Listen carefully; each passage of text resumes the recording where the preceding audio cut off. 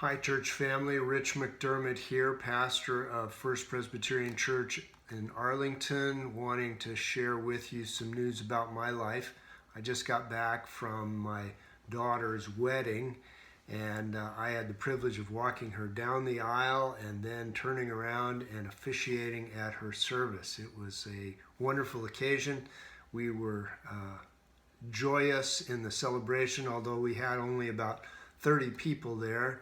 And that's because of the COVID situation. We are planning to have a bigger party next summer sometime for my daughter Ellen and her new husband Leo.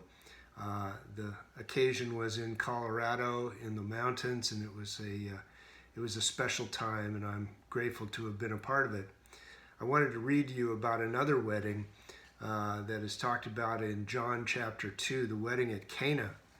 It says there, on the third day there was a wedding in Cana of Galilee, and the mother of Jesus was there. Jesus and his disciples had also been invited to the wedding.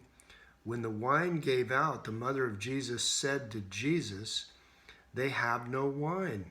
And Jesus said to her, "Woman, what concern is that to you and to me? My hour has not yet come."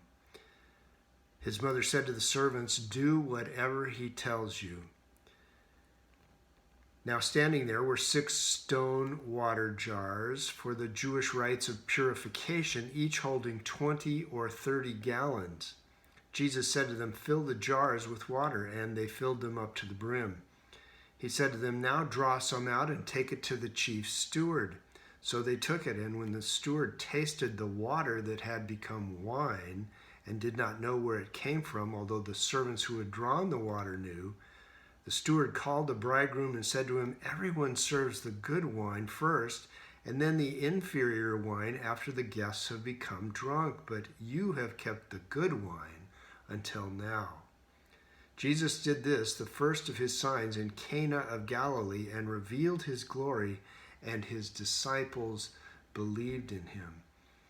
Now, I want to point out just a few things about this amazing passage. First of all, Jesus and his disciples were invited to the wedding, and that happened also at my daughter's wedding. We invited Jesus to be there, and most of the people who were there were also Jesus' disciples, people who were Christians, and we were able to celebrate the Lord's Supper with them, and it was, again, a joyous and happy occasion.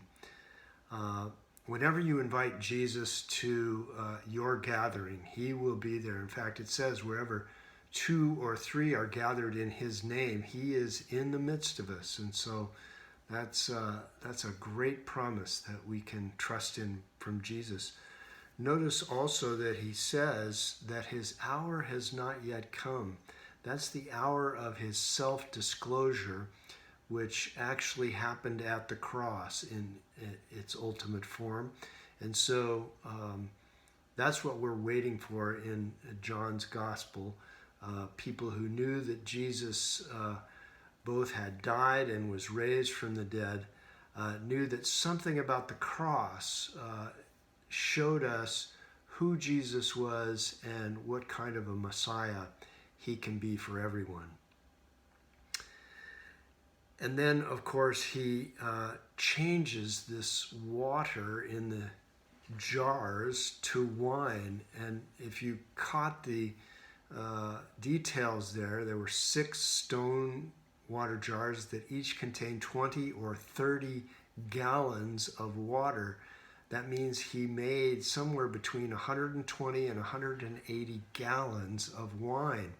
Well, if we'd had that much wine at my daughter's wedding, we would have had to carry everyone home off the mountain, and so that wouldn't have been good. But in those days, wedding celebrations usually lasted a week or so, and the entire town came, and so wine was a staple, and so the purpose wasn't to get everybody drunk at that occasion.